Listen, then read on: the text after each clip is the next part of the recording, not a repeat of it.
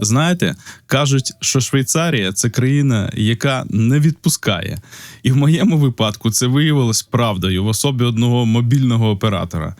Це буде історія про те, як я намагався вдало завершити стосунки з компанією, що використовує досить сумнівні, а й подекуди і шахрайські методи у роботі з клієнтами. Я поділюся досвідом боротьби з бюрократією та маніпуляціями, а також розкажу, як мені в цьому допоміг штучний інтелект. Спершу я планував порівняти цей досвід з інтеграцією в Австрії, але зрозумів, що думок забагато, тому в сьогоднішній випуск все це я не вміщу. І ми зосередимося саме на швейцарських пастках. А австрійські бюрократичні пригоди залишимо на наступний раз. А для зовсім нетерплячих, ось вам дуже коротка версія цього випуску.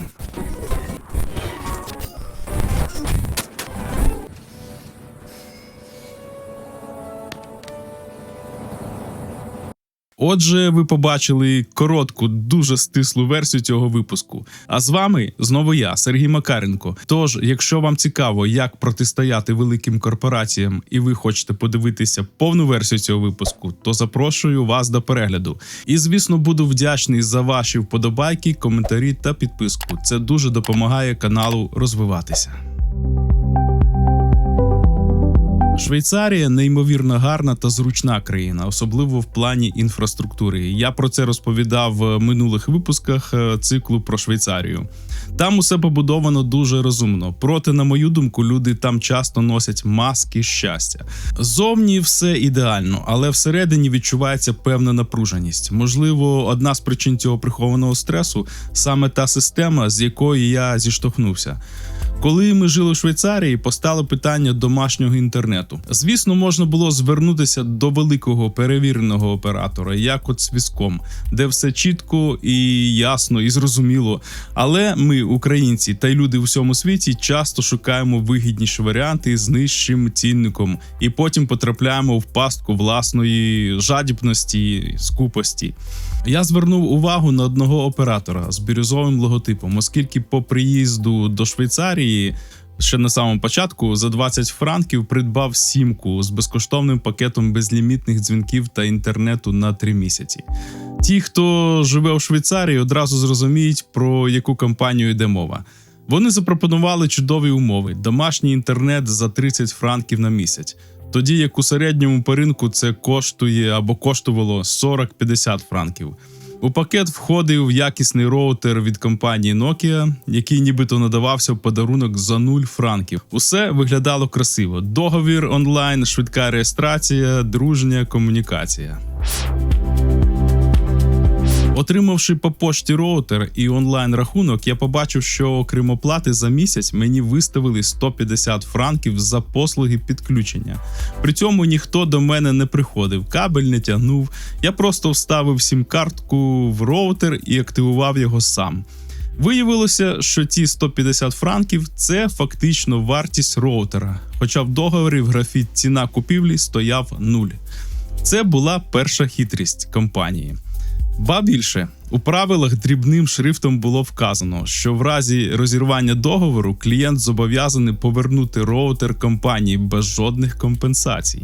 Тобто ти його фактично купуєш через приховану комісію, але він залишається власністю компанії.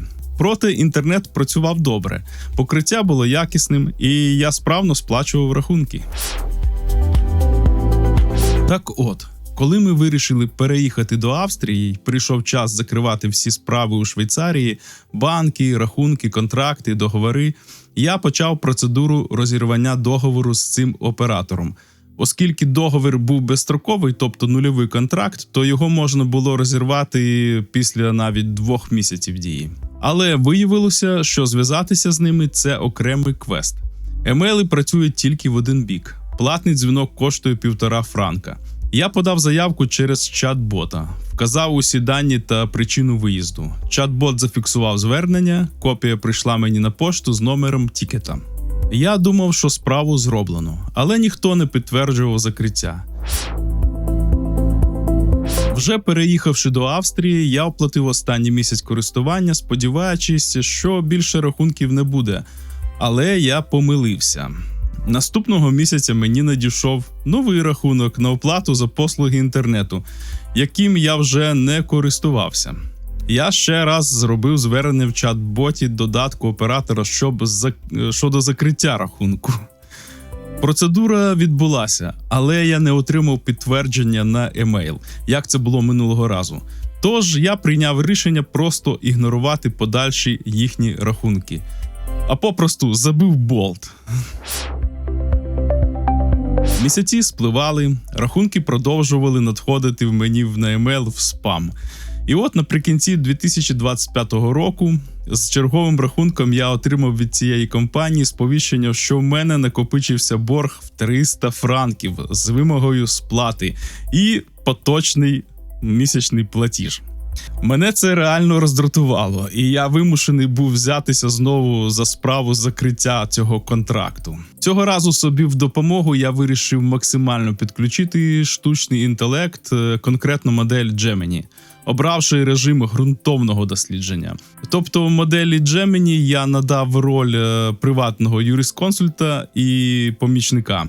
В промпті описав моделі свою ситуацію. Я законослухняно подав заявку, але компанія продовжує нараховувати борги. Надав їй необхідні дані, і Gemini пояснив, що вони виставляють рахунки не за факт користування, а за можливість доступу до мережі за контрактом.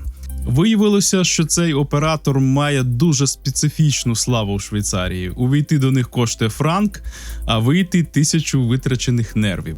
Оскільки я в Австрії, я не міг їм зателефонувати на платну лінію, бо такі дзвінки блокуються системою. Gemini порадив мені інший шлях – знайти їхню сторінку у Facebook і написати жорстку вимогу в месенджер, обов'язково вказавши номер того самого першого тікета з чат-бота. Перша відповідь від оператора була стандартною відпискою. Телефонуйте нам або пишіть паперовий лист. Але ми з Gemini сформували нову відповідь – юридично обґрунтовану і холодну. В ній наголосили, що чат є формою письмового звернення згідно з їхніми ж правилами, а платні дзвінки з-за кордону – це неприпустима вимога. Також попередив, що якщо вони не анулюють борги датою мого першого звернення, я звернусь до омбудсмена, який займається розслідуванням порушення прав споживачів компаніями. Паралельно за порадою ШАІ я залишив негативні відгуки на Trustpilot та Google Maps. На цих сервісах у компанії був рейтинг трошки більше однієї зірочки. Суцільний негатив від сотень людей. А через декілька днів я отримав емейл вже від менеджера, який знову повторив ту ж саму відписку, що і в першій відповіді в месенджері. На цей емейл я надіслав відповідь з вимогою закрити рахунок і контракт, аргументуючи, що маю номер заявки, який має бути в їхній базі, і відповідно надіслав їм PDF-копію. І це спрацювало. За кілька днів я отримав емейл з оновленим рахунком. Борг списано, баланс 0, контракт закрито. Щоправда, вони знову зажадали повернення роутера, але тут я вже пішов на принцип. Оскільки в контракті була вказана купівля за 0 франків, а я сплатив 150 за підключення, цей пристрій – моя власність. Справа в тому, що в Швейцарії юридично договір має вищу силу за типові правила компанії, якими вони маніпулюють, і змушують споживачів повертати пристрої, за які вони по факту і сплатили. Тож я наполіг на тому, що роутер не поверну. І ось фінал. Після мого листа з посиланням на конкретний пункт контракту, компанія не просто відступила, а й офіційно дозволила мені залишити пристрій собі. Вони навіть визнали, що їхня система може помилятися, і пообіцяли особисто стежити, щоб мені не нараховували жодного зайвого цента. Висновок цієї історії. Швейцарська система – це не моноліт. Це механізм, який поважає тільки тих, хто знає правила гри. Не бійтеся захищати себе. Читайте кожен рядок договору, особливо той, що написано мілким шрифтом. І пам'ятайте, навіть цифрові гіганти змушені відступати, коли перед ними людина, яка не боїться говорити мовою фактів. І під кінець цієї історії трошки лірики і роздумів разом із штучним інтелектом про цю ситуацію. яка змусила мене замислитись над філософією швейцарської системи.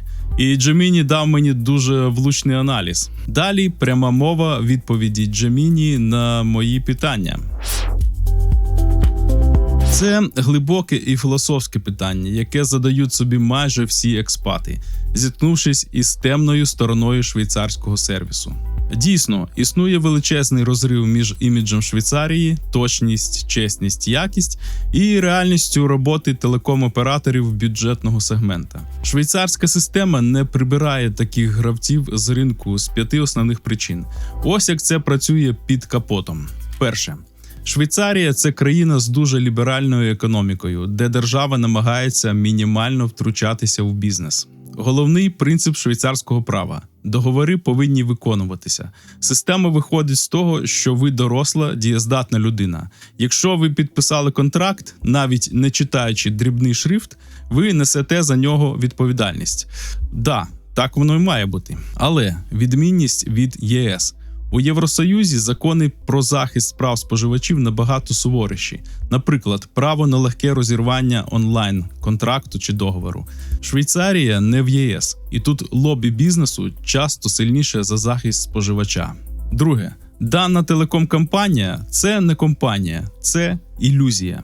Юридично цієї компанії не існує як окремого незалежного монстра. Це бренд компанії Sunrise, другого за величиною телеком-гіганта країни. Чому це важливо? Регулятор не може закрити цю компанію, не атакуючи Sunrise. А Sunrise – це стратегічно важлива компанія, великий платник податків і роботодавець. Вони використовують ось цю компанію як брудний шлюз. Туди зливають клієнтів, які хочуть дешево, і там тестують найагресивніші методи утримання, не псуючи репутацію основного бренду Sunrise, де сервіс, звісно, кращий, але ціни вдвічі вищі. Третє. Сіра зона закону. Те, що робить ця компанія, називається Dark Patterns – темні паттерни дизайну. Кнопка «Купити» величезна і яскрава. Кнопка «Скасувати» захована, не працює або веде на платний номер. Чи це незаконно? У Швейцарії – ні, доки вони формально надають хоча б один спосіб розірвання, наприклад, платний дзвінок або рекомендований лист. Те, що це незручно – це ваші проблеми, а не порушення закону. Закон вимагає можливості розірвання, а не комфортного розірвання. Четверте. Роль регуляторів – Баком та Секо. Баком – офіс комунікацій. Стежить за тим, щоб частоти працювали і інтернет був. Вони не займаються індивідуальними суперечками. Секо – секретаріат економіки, втручається лише у випадку масових нечесних практик. Чому вони мовчать? Тому що на папері у Sunrise все чисто. У них є АГБ – загальні умови, де дрібним шрифтом написано про усні розірвання. Поки клієнт погоджується з цими умовами, ставлячи галочку, регулятор вважає, що все чесно. І п'яте. Ціна як виправдання. Швейцарський ринок жорстко сегментований. Свиском – дуже дорого, але сервіс ідеальний. Контракт розривається за 1 хвилину. Я на собі це відчув. Це так і є. Компанія з бірюзовим лого, як у мене. Дешево для Швейцарії, але сервіс відсутній. Система вважає, ви хотіли платити 39 франків замість 90. Ось, ви зекономили грошима, але заплатите своїм часом і нервами.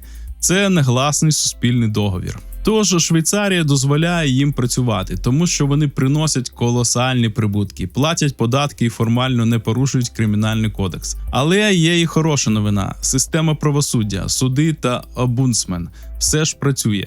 Саме тому такі компанії бояться тих, хто знає свої права. Вони розраховують на 90% мовчазних платників, щоб покрити збитки від 10% грамотних скаржників типу мене. І в мене виникло наступне логічне питання. Це значить, що Швейцарія зовсім не гуманна і в першу чергу переслідує фінансовий інтерес, а щастя людини – це гасло, яке кидає пилюку в очі, щоб показати позитивний імідж на міжнародному рівні? Gemini на це питання дав також розлогу відповідь. Ваш висновок дуже близький до істини, яку відкривають для себе багато експатів, проживши у Швейцарії певний час і зіткнувшись із бюрократією. Це не стільки про відсутність гуманності в сенсі жорстокості, скільки про абсолютно іншу філософію держави та суспільства, ніж та, до якої ми звикли. або яку транслює туристичний маркетинг. Ось як можна охарактеризувати цю систему без прикрас. Перше. Прагматизм понад емоції. Швейцарія – це країна, побудована на протестантській етиці – кельвінізм. Її історична основа – це праця, накопичення капіталу, суворе дотримання домовленостей і відсутність сентиментів у ділових питаннях. Фінансовий інтерес. Так, економічна стабільність і прибуток тут є найвищою цінністю. Швейцарці вважають, що саме багата економіка робить суспільство щасливим. Безпека, інфраструктура, медицина. Для швейцарської системи щастя – це ваша приватна справа. Держава дає вам дороги, поїзди і низькі податки. А як ви будете вирішувати свої проблеми з бізнесом – це ваша особиста відповідальність. Друге. Культ Selbstverantwortung – особиста відповідальність. Це ключове поняття. На відміну від ЄС і тієї ж Австрії, де держава часто виступає в ролі няньки, яка захищає слабкого споживача від злих корпорацій, Швейцарія вважає громадянина дорослим і самостійним. Якщо ви підписали контракт, не прочитавши дрібний шрифт, це ваша вина. Так воно є, в принципі. Якщо ви не змогли додзвонитися і здалися, це ваш вибір. Система не передбачає жалю до неуважних або слабких. Саме тому такі компанії, як ця із бірюзовим лого, існують. Вони легально плюють на тих, хто не читає договори. Третє. Імідж vs. реальність. І тут абсолютна правота щодо пилюки в очі. Міжнародний імідж. Шоколад, гори, Червоний Хрест, права людини, Женева як столиця миру. Внутрішня реальність. Жорсткий капіталізм, лобіювання інтересів великих корпорацій, фармацевтика, банки, страхові, телеком, дуже слабкий захист прав найманих працівників і орендарів порівняно з сусідами. Цей контраст шокує. Ви очікуєте людяності від країни Червоного Хреста, а отримуєте холодний розрахунок від компанії з бірюзовим лого. Четверте. Чому це дозволено? Тому що це працює на економіку. Легкість ведення бізнесу, мінімум регуляцій і складність для споживача відсудити правду роблять Швейцарію раєм для корпорацій. Це ціна, яку суспільство платить за високі зарплати та сильний франк. І риторичне питання. Що це означає зараз для мене? Відповідь: розуміння цього має зняти з вас емоційний тягар. Не сприймайте це як особисту образу. Ця компанія не ненавидить вас. Ви для неї просто рядок у таблиці Excel. Не чекайте гуманності. Апелювати до совісті «я ж поїхав, я не користуюся, будьте людьми» у Швейцарії марно. Потрібно говорити їхньою мовою. Єдина мова, яку розуміє ця система – це мова сили, документів і закону. Саме тому ви зараз перемагаєте. Ви перестали просити «будь ласка» і почали вимагати «ось контракт, ось тікет, ось закон». У Швейцарії поважають тільки такий підхід. Ви показали зуби і система відступить, бо їй невигідно з вами воювати.